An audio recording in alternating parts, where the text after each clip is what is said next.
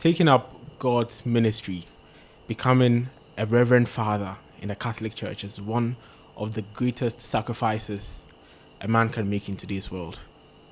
Can you share with us how your journey has kept you grounded, being someone in God's ministry? How do you stay grounded? How do you stay focused on what you need to achieve for God's people?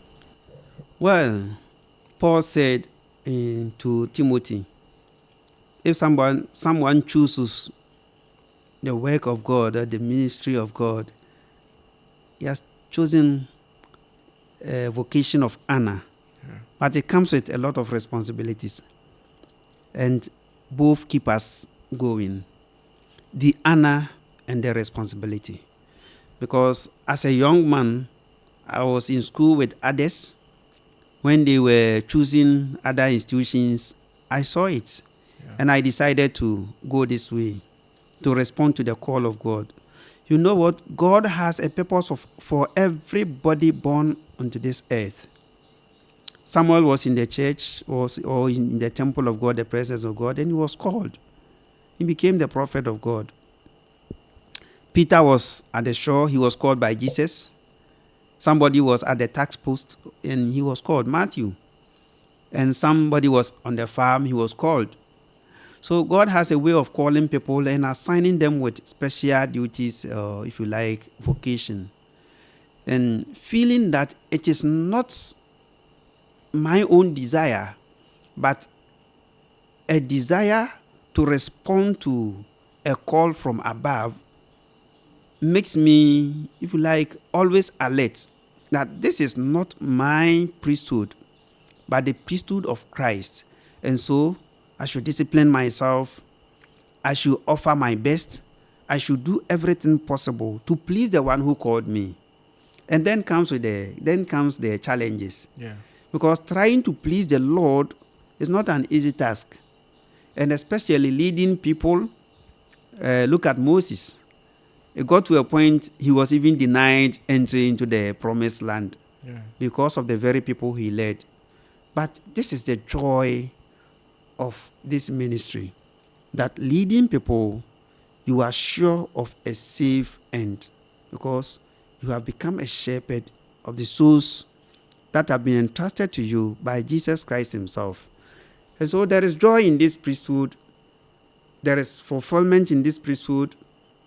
There is a lot of hope in this priesthood amidst the challenges. How do you bounce back in your own moments of doubt, in your own moments of loneliness and exhaustion? How do you do this? This is not my ministry. It is the ministry of Christ who has called me. And if you stay with him, he will always stay with you because he assured his apostles, I am with you always till the end of the time. So there were times the apostles themselves, they struggled, they went through challenges, persecution, beating, hunger, and those things. But they never gave up because they trusted in the one who has commissioned them. And so prayer is one of the key things to do as a priest. Reading the word of God is another thing. And then assessing the sacraments. Being faithful to your ministry alone keeps you active and keeps you on course. Otherwise, you find yourself doing other things that are not in consonance with the ministry or your vocation. And sometimes there are people, friends, priests, and lay people who give a lot of encouragement. And other times you look even at the church itself. You look at the faithful and how they trust that coming to you is inspiring. They will have something from you. Also keeps you going because you know that you have a bigger task to save yourself and to save the souls entrusted to you. Father, let's bring this conversation home. Let's bring it to the personal level. What do you think is the most challenging thing facing people today in terms of their faith?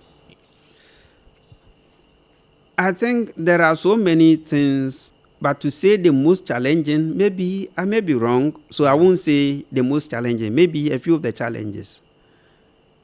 You mentioned earlier that people have developed a new sense of the gospel, such that they think that the gospel should provide for them. Once they become Christians, everything should go well with them. And we also have the challenge of proliferation of media and pastors using the media a lot. Sometimes the things we hear are very challenging to true faith. And so the agitation now, the youth, you don't even see whether they are here or there. They find themselves chasing every miracle, chasing every pastor that promises them heaven. Meanwhile, they are not giving them anything close to heaven. And the challenges, if you like, the ordinary challenges of life. People are going through struggles. People complete school, they don't have jobs. They must take care of themselves and other things.